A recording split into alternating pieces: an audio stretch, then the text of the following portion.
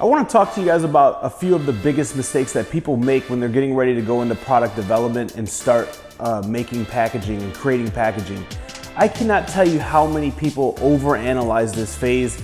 They want their packaging to be perfect. They want all types of stuff on their packaging.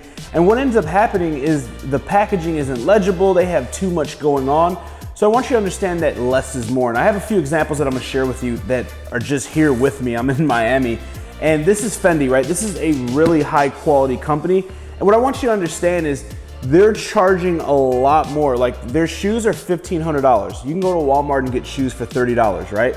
And look at the packaging. It's simple. It's just their color, right? Their brand is like black, brown, yellow, and their box is just yellow, has some black trim, says their name. And they're selling this for an astronomical amount of money. So don't overcomplicate things with your packaging and think about less is more. I always tell you guys WWAD, which stands for what would Apple do? Take a look at Apple's packaging. It's very simplistic, it's minimalistic, there's not a lot going on, it's nice quality packaging. I would rather you put the time and effort into having a high quality box. And when I say high quality, I don't mean like all the stuff that's on it, I mean the crush factor. Crush factor is like right now I'm actually squeezing this as hard as I can. I don't know if you can see the muscles popping out of my arm, but I'm squeezing this as hard as I can and nothing's like, it's not crushing.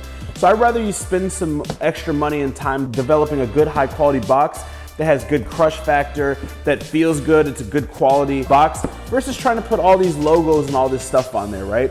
Be straight to the point, be very clear with your brand image, your brand coloring, crush factor, which is on the edges and the corners. And another thing is the lid, right? Or the box container, how does it open? You have your traditional that just comes up like this. You can do magnetic, which I'm doing on one of my products that adds a really nice touch.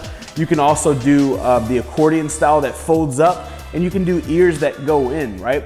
So these are all different factors that go into your boxing. Think about how fragile your product is.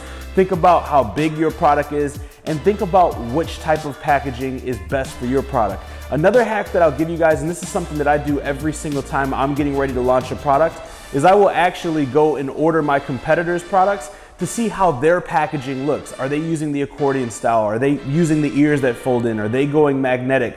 So constantly be trying to come up with ways to increase the quality of your packaging, and make sure you're doing your due diligence and seeing what's working right now. Because if your competitors have boxes that are working or products that are working, don't do something completely different, because obviously they wouldn't spent the money, spent the time to test it to the market, but also find for ways to improve what they're doing so you can take your packaging to the next level. Because before they even get to see your product, the first thing they're gonna see, guys, is your packaging. Hope this helps. For more content and videos like this, make sure that you turn all of the notifications on my Instagram account. That way you're notified of every video, post, and live Q&A that I do. Also, check out more videos on my YouTube channel at Joshua Crisp on YouTube. There's over 100 plus videos similar to this in all around entrepreneurship. And for 50% off all services as well as softwares that AMZ Hunter offers, make sure you check out www.amzhunter.com and use promo code HUNTER50.